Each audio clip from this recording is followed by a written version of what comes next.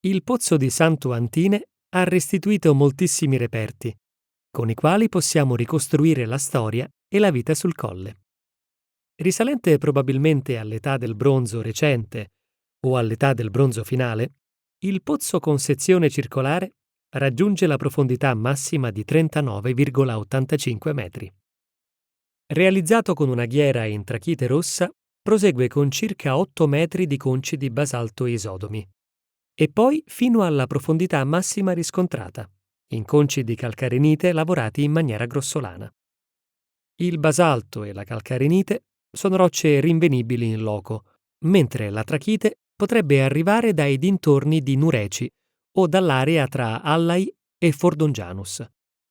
L'imboccatura, originariamente, doveva essere coperta da una struttura di cui alcuni conci sono stati rinvenuti all'interno del pozzo, come il timpano in trachite rossa decorato con motivo a spirale.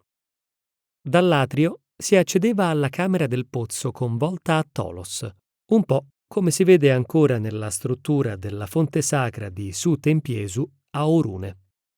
Probabilmente il distacco di un blocco di basalto dalla parte sovrastante del colle, già in epoca antica, ha creato una lieve inclinazione verso sud del muro interno, il che ha reso il prelievo dell'acqua difficoltoso anche nel passato.